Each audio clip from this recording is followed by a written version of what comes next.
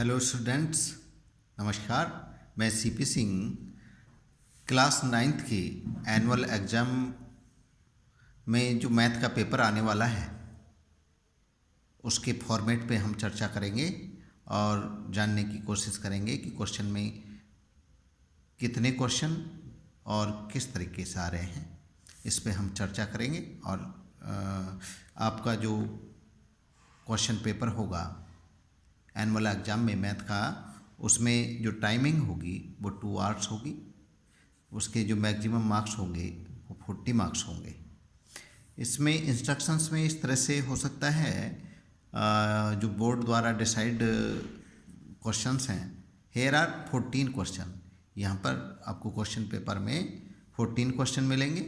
All questions are compulsory, सभी question compulsory होंगे। Question paper is divided in 3 sections. Question paper, आपका जो question paper होगा वो 3 सेक्शन में डिवाइड होगा। Section A consist 6 question. जो सेक्शन ए होगा, मतलब फर्स्ट पार्ट, उसमें 6 क्वेश्चन होंगे, ईच ऑफ 2 मार्क्स। हर एक क्वेश्चन 2 मार्क्स का होगा। और internal choice of 2 questions has been given. जो सेक्शन ए होगा उसमें 2 क्वेश्चंस में इंटरनल चॉइस गिवन होगी, मिलेगी आपको। इसके बाद section B consist 4 questions. Section B में 4 क्वेश्चंस होंगे, ईच ऑफ 3 मार्क्स, जो 3 मार्क्स के होंगे। और सेक्शन बी में भी आपको internal choice of 1 question has been given. Section B में भी आपको एक क्वेश्चन की इंटरनल चॉइस मिलेगी।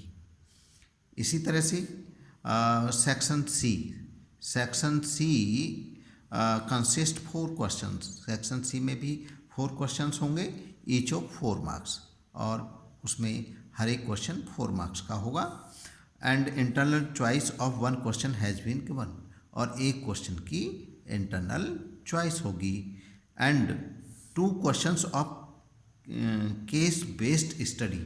केस बेस्ड क्वेश्चन होंगे 2, और जो सेक्शन सी में इंक्लूड होंगे। अब हम देखते हैं जो क्वेश्चन पेपर होगा वो किस तरह से होगा। उसे थोड़ा सा क्वेश्चन देखते हैं और आप सॉल्व करेंगे। मैं थोड़ा थोड़ा हिंट उसमें देता जाऊंगा। जैसे ये सेक्शन ए हमारे सामने आ गया। Section A, factorise 2x² minus 7x minus 15 by splitting the middle term. इस मिडिल टर्म को स्प्लिट करके इसमें हमें फैक्टर करने हैं। तो इसे करने के लिए हमें पहले इन दोनों की मल्टीप्लाई कर लेते हैं, जो a और c होता है। तो इसे कैसे करते हैं, यहाँ पर है a के प्लेस पर 2 और c के प्लेस पर 15। 2 × 15 = 30। अब 30 के ऐसे फैक्टर करते हैं जिन्हें माइनस करने पर 7 आए। जैसे 2 × 15 = 30 हो गया, और 3 × 10 भी 30 होता है। 5 × 6 = 30 होता है। अब हमें देखना क्या है इसमें, हमें अब इनमें वो वाला फैक्टर देखना है। अगर बड़े वाले में से छोटे वाले को माइनस कर दें तो 7 आना चाहिए। तो इसमें 15 से 2 माइनस करेंगे 13 आएगा। 10 से 3 माइनस करेंगे 7 आएगा, मतलब 10 - 3 = 7। हम 7 के प्लेस पर 10 - 3 यूज कर लेंगे, स्प्लिट कर देंगे 7 को। तो ये कैसे होगा, 2x² माइनस 10 - 3x माइनस 15। तो 2x² minus 10x plus 3x minus 15। अब यहाँ से आप क्या कर सकते हैं, 2x कॉमन ले सकते हैं यहाँ से। तो यहाँ से बचेगा x, और यहाँ से 2 × 5 = 10, x बाहर चला गया।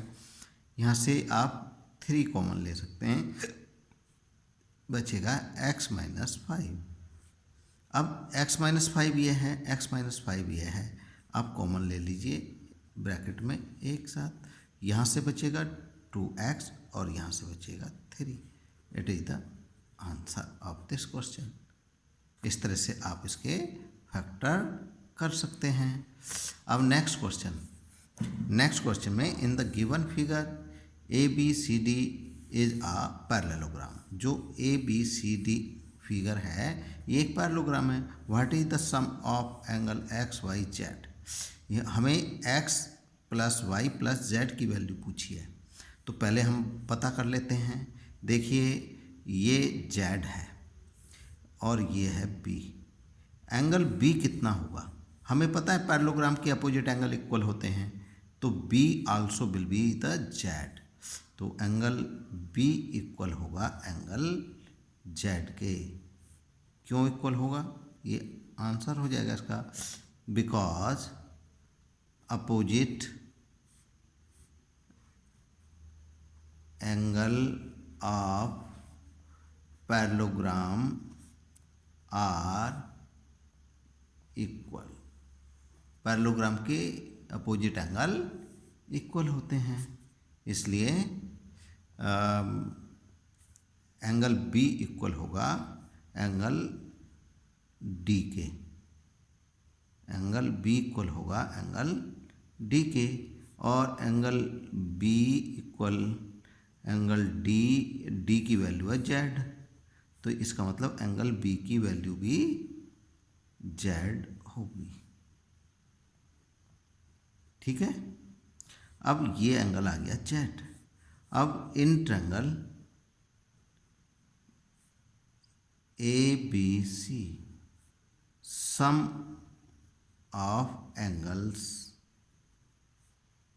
Of triangle equal 180 degree. Angle का सम कितना होता है, 180 डिग्री होगा। तब जब 180 होगा तो एक एंगल है x, दूसरा एंगल है y और तीसरा एंगल है z, तो XYZ इक्वल 180 डिग्री। नेक्स्ट, ये इसका आंसर हो गया। अब next question, suppose you are given a circle, give a construction to find its centre. ये कंस्ट्रक्शन का एक तरह से कंस्ट्रक्शन का क्वेश्चन है। ये दो चैप्टर को कवर कर रहा है क्वेश्चन। जैसे ये सर्कल का भी क्वेश्चन है और ये क्वेश्चन कंस्ट्रक्शन से भी जुड़ा है। तो यहाँ पर क्या होगा, एक सर्कल आप ले लेंगे,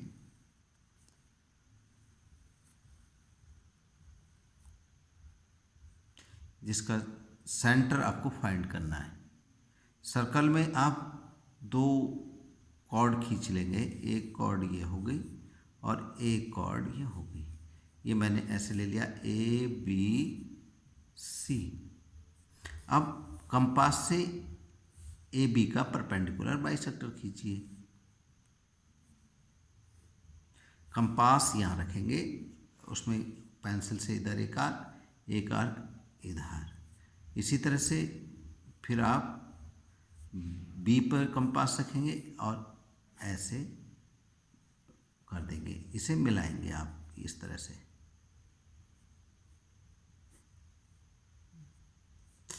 इसी तरह से BC में करेंगे आप। इसमें B से एक आर्क ये हो जाएगा, एक आर्क इधर हो जाएगा। इसी तरह से एक आर्क इधर हो जाएगा, एक इधर, तो इन दोनों को मिला देंगे। ये दोनों परपेंडिकुलर बाइसेक्टर जहाँ काटेंगे, that will be the centre of circle. वो सर्कल का सेंटर होगा। इसके स्टेप्स ऑफ कंस्ट्रक्शन भी आप लिख देंगे अगर स्टेप्स अंडरस्टूड। अब हम इसके नेक्स्ट क्वेश्चन नंबर 4 की ओर चलते हैं। Question number 4,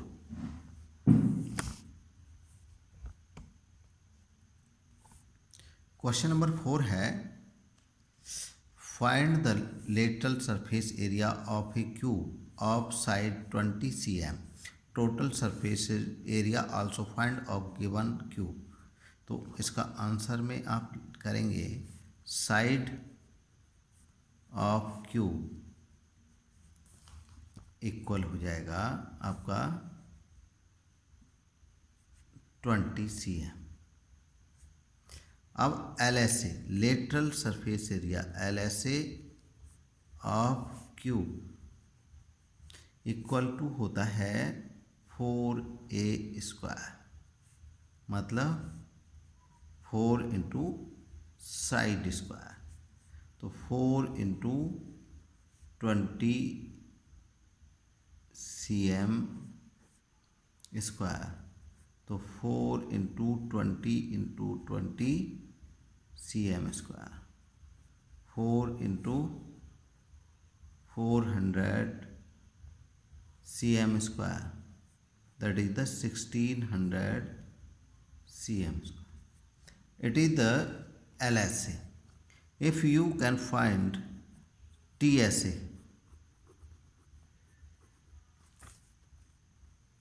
TSA of Q,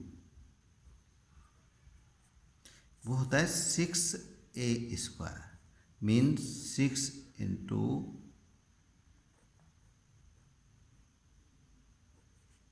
A means 20 cm², means 6 into 400 cm² equal 2400 cm². Any problem? It is the answer of this question. अब क्वेश्चन नंबर आता है 5.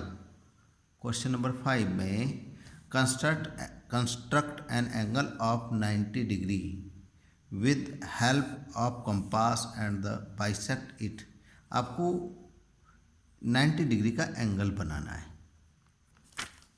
90 डिग्री का एंगल बनाने के लिए first of all you have to draw a line segment और ray ओ ए. यहाँ पर आप कंपास की हेल्प से कोई आर्क बनाएंगे. Without changing the distance you have to take an arc and take radius it. ये आपने ले लिया ओ ए, ये मान लिया आपने आर्क है आपका पी ले लिया आपने, ये क्यू ले लिया.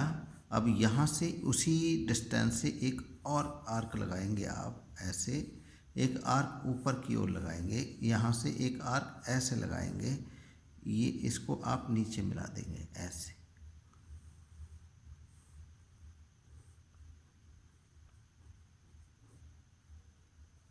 तो ये जो एंगल होगा आपका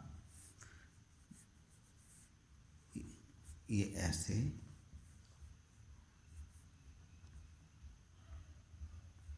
ये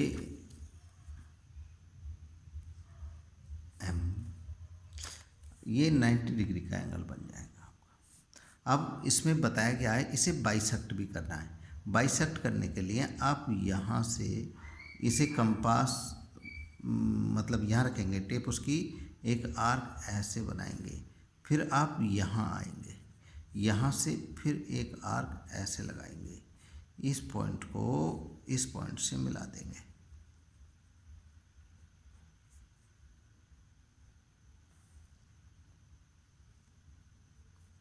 ठीक है, ये आपका क्वेश्चन कंप्लीट हो जाएगा. स्टेप्स ऑफ कंस्ट्रक्शन आप लिख सकते हैं. अब नेक्स्ट क्वेश्चन है, in a tossing a coin 100 times head appears 56 times, what is the probability of head for the coin. अब इसमें टोटल आउटकम्स कितने हैं? Total outcome equal 100. कितनी बार उछाला गया? 100 टाइम. तो ये टोटल आउटकम्स हो गए. और आउटकम ऑफ हेड, हेड के आउटकम कितने हैं? 56. Probability of getting head equal 56 upon 100 equal 14 upon 25. Yes, any problem? No? Okay,